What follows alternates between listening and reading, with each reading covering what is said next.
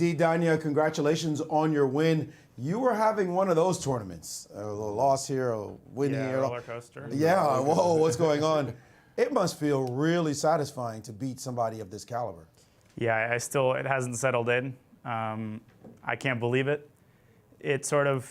Only until the very end, I thought this has to be a draw. There's no way that I'm actually going to win. But when I found that key line with my king coming to d6, I'll show it a little bit later, I started to get the butterflies in my stomach. I realized when he spent 15 minutes that my calculations were correct. Obviously, it's an amazing euphoric feeling.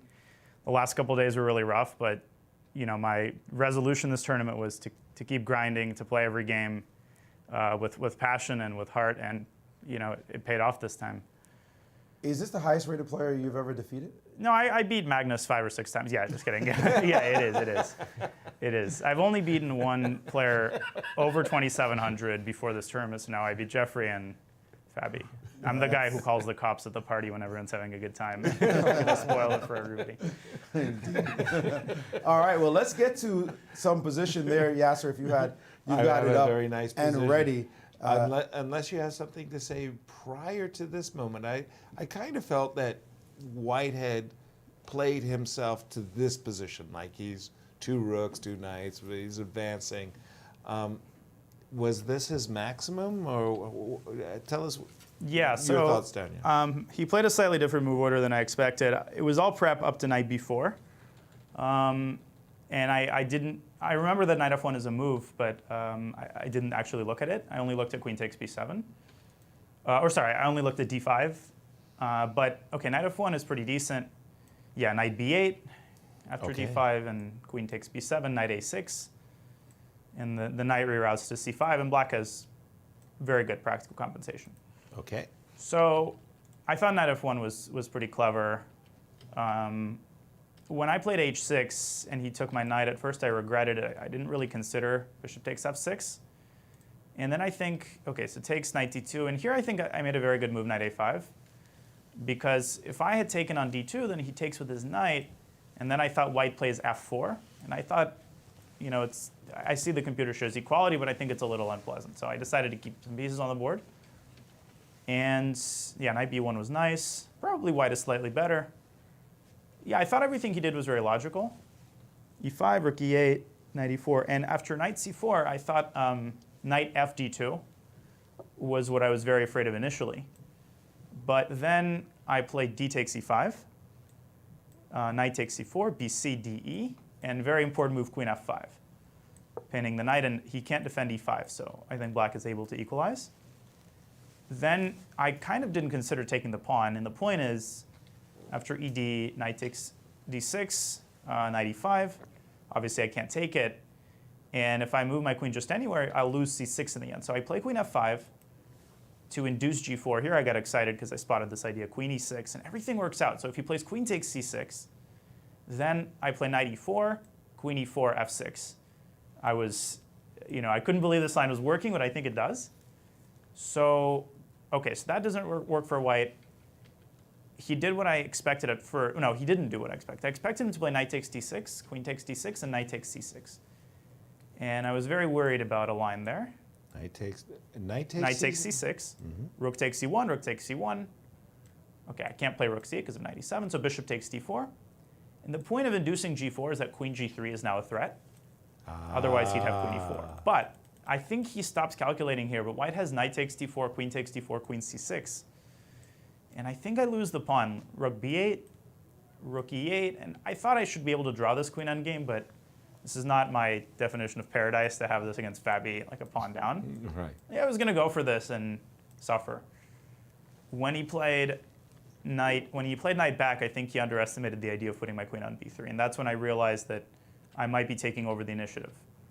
Yeah, because right about here, once you got in the moves that happened in the game, wow. c5, and at first I calculated all the way up until that ending, and I thought it was a draw. Knight c4, takes. Rook c1 is very strong. Rook takes c5, or sorry, bishop b2, rook. I can't play rook c5 because of knight c3, so takes. Rook takes c4, and I thought it was a draw. Like, okay, he stops my pawn. Then all of a sudden, I spotted this idea of getting my bishop to the long diagonal. And I realized, wait a second, his knight's tied down to the pawn. And I have this plan of bringing my king to his pawn. And if I take his pawn, the game is over. Exactly. But here's the thing. After he played knight b1, bishop g7, king f3, after king f8, he has king e4. King e7, king d5. And there are some beautiful lines here. So I play rook d8 check, Right. king c5, Right.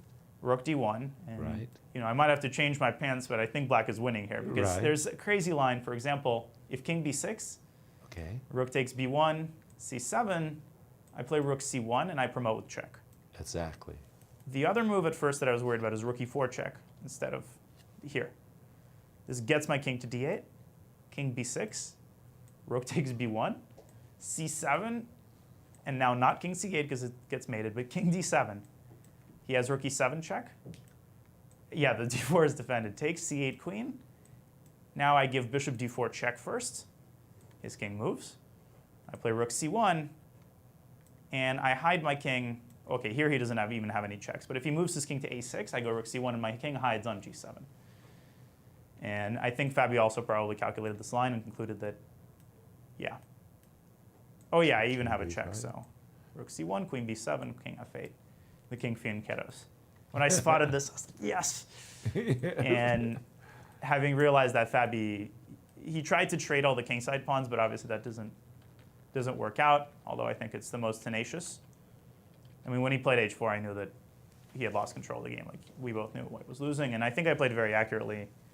I've seen him save some of these positions before against Dominguez, so I was very careful not to rush, and then I spotted this idea of trading rooks, because after rook c2 and king c6, he has no other good squares on the b file. Rook b4, there's bishop c3, so yeah, so we trade rooks, and obviously that is completely lost. Well Yeah. done.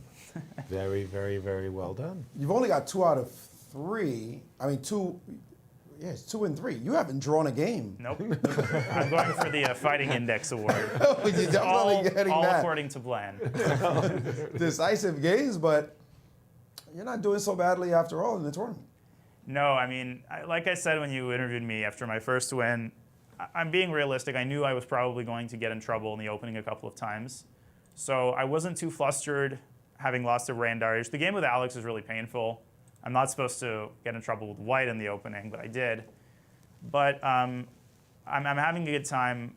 As I said before, some of the expectations that I had for myself I'm taking it a little bit easier on myself, and I think it's allowing me not to make everything life or death, and in a certain way that's freeing me up a little bit to play the kind of chess that I think I play best. Well, I think anyone who beats the #2 player in the world will feel like that tournament was a good tournament no matter what happens next. But we don't want to see you start losing games. So No, I have no let's plans. keep the trend. I might, but I will not be resigning on move 5 tomorrow. I'll do my best to keep it going. All right, congratulations on a big Thanks, win, Maurice. not just the win, but the opponent as well. Good luck in the rest of your games. Thank you so much. Anya, celebrate your victory. Yep, absolutely. I'm going to hit the bar. Just kidding.